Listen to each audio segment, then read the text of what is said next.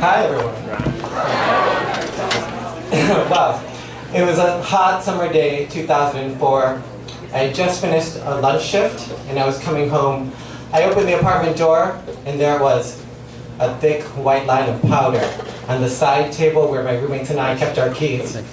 Now, I kind of lived in a drug den, so it didn't really shock me that that was there, but it wasn't common for a line of coke to be around either. But I thought about it. There were a ton of dishes to do. And here was a line of coke. And that can make doing the dishes really fun.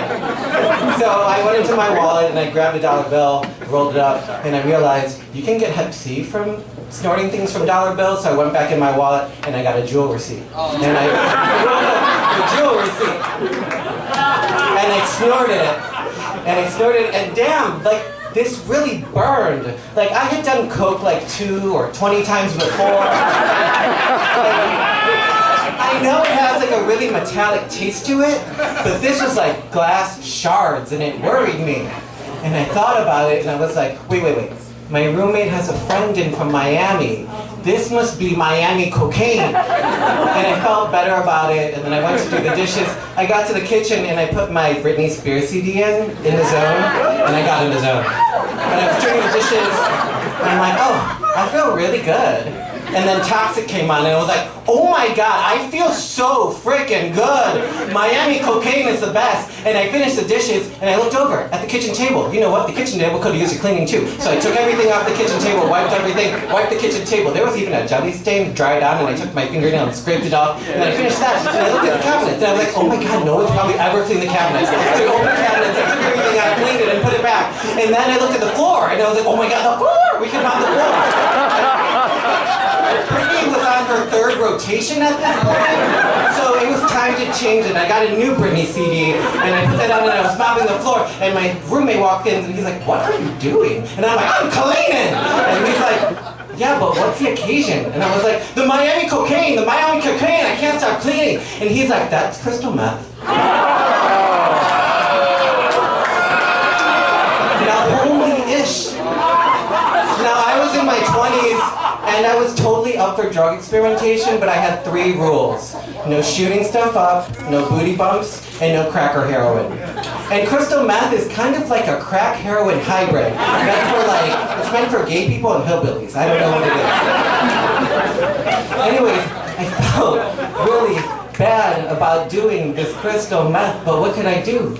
I had already done it, and I wish I was telling you a story about how I accidentally did crystal meth, and I cleaned the kitchen, but it became a really bad habit. See, I started doing crystal meth regularly, and first we got along great. Like, the apartment was never that fucking good. And you don't eat, so like, I was so thin, I was like a CK model. Like, even my mom would look at me and be like, you're so handsome now. But why are your eyes so big? And sex, like you can have sex for hours on crystal meth. And I'm not talking 2-3 hours, I'm talking like Friday night there'd be a dick in my mouth, and next thing I knew it was Sunday morning.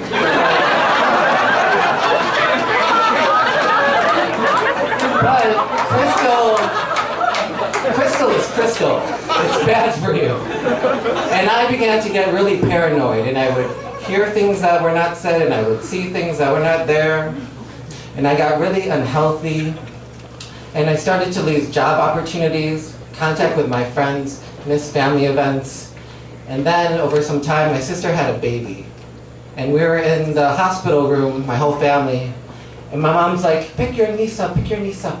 And I'm like, I'm either like high now or I'm recovering. 80% of my life is that. And like, I just don't trust myself to pick up my niece. So I just pat her on her shoulder. And I get in the car, and I think about my life, and I don't think I'm dying or anything, but I know that this is gonna kill me.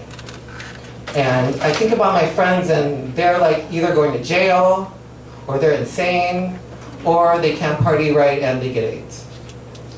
And I think to myself, and I think, no, I'm just not going down like that. That's not gonna be my story. And it wasn't magic or anything, and it took time, and I still have issues here and there.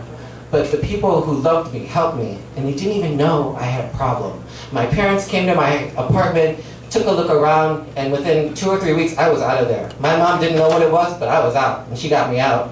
And I started dating a boy, and he really cared about me, and like, when's the right time to bring up crystal meth when you're dating someone new? Like, hi, you have a crystal meth problem. Like, no, you don't do that. And then I would look at my niece, and she was like an infant, and my sister walked down the aisle pregnant. My niece was an accident. So there's some proof that sometimes good things come from accidents. Thank you.